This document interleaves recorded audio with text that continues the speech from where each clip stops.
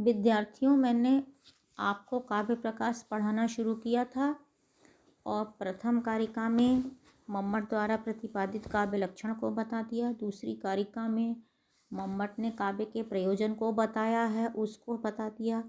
तीसरी कारिका में मम्मट ने काव्य के हेतु को बताया है, उसको भी पढ़ा दिया। चौथी कारिका में मम्मट ने काव्य के स्वरूप का प्रतिपादन किया है, जिसको मैंने भी पढ़ा दिया है।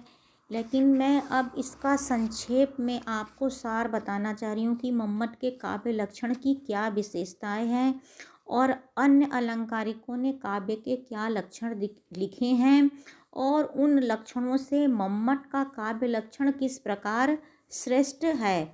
अब आप देखें, भामा ने लिखा है कि शब्दार्थौ सहितौ काव्यम गद्यम पद्यम च तद द्विधा। भामा ने भी शब्द अर्थ के सहित को काव्य माना है और गद्य पद उसके दो भेद बताए हैं।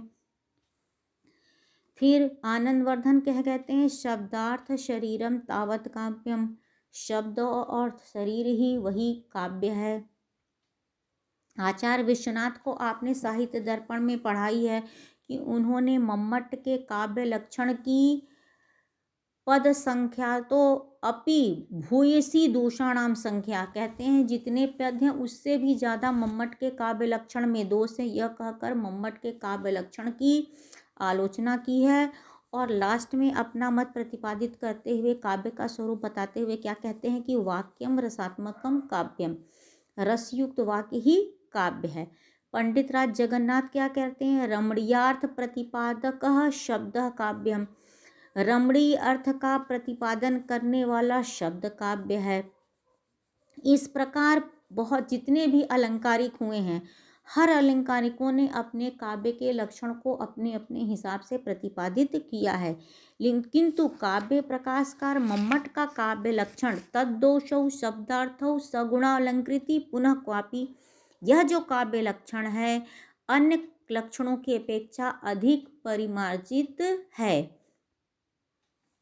कुंतक अपने काव्य लक्षण में लिखते हैं शब्दार्थौ सहितो वक्र कवि व्यापार शालिनी बंधे व्यवस्थितो काव्यम तद्विदा आह्लाद कारिणी। अब कुंतक ने अपनी कारिका में इस अपने काव्य लक्षण को, जिस बात को कई कारिकाओं में कहा है, जो कुंतक ने अभी मैंने आपको पढ़ के सुनाया, उस काव्य लक्षणों को कई कारिका में कही और मम्मट इसी बात को केवल एक आधी कारिका में समाविष्ट कर दिया है। उसके साथ ही अदौसौ तथा सगुणों पद जोड़कर काव्य लक्षण का नया दृष्टिकोण भी उपस्थित किया है। हमने आपको बहुत सारे काव्य लक्षण बताए, उसमें किसी भी काव्य शास्त्री ने अदौसौ और सगुणों पद को नहीं जोड़ा है। तो प्राचीन लक्षणों में इतना स्पष्ट उल्लेख नहीं मिलता है कि शब्द और अर्थ कैसे होना चाहिए, दोष रहित होने चाहिए कि गुण युक्त होने चाहिए, लेकिन मम्मट ने एकदम इसका स्पष्ट प्रतिपादन किया है। पूर्व लक्षणकारों ने काव्य के शरीर, शब्द और अर्थ, उसकी आत्मा, रीति, रस, ध्वनि, उसके अलंकारों की चर्चा तो अपने काव्य लक्षणों में की है, परंतु गुण दोष की चर्चा किसी भी अलंकारी, किसी भी काव्य शास्त्री ने अपने काव्य लक्षण में नहीं किया है।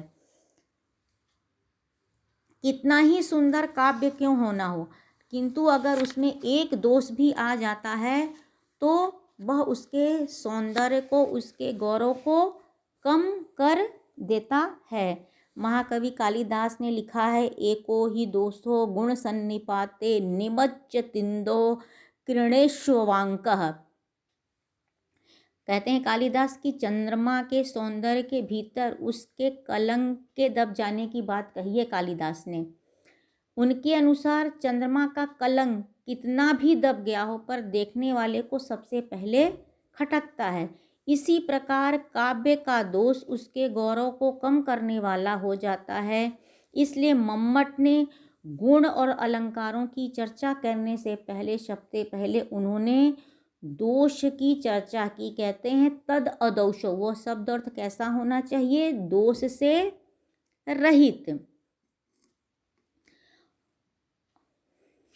और इसके की है दुर्जनम दुर्जनम प्रथमं वंदे सज्जनम तद अनंतरम मुख प्रक्षालनात् पूर्वम गुदा प्रक्षालनम यथा। शरीर के संस्कार में भी पहले दोषा उपनयन रूप संस्कार करने के बाद ही गुणाधान रूप संस्कार किया जाता है। उसके बाद अलंकार आदि का नंबर आता है।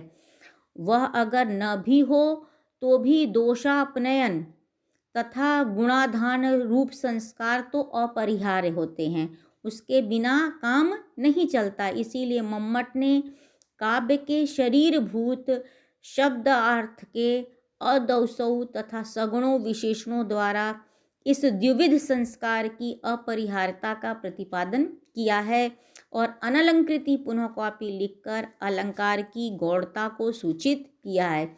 इस प्रकार थोड़े शब्दों में भाव गंभीर के द्वारा मम्मट ने अपने काव्य लक्षण को अत्यंत सुंदर और उपादेय बना दिया है।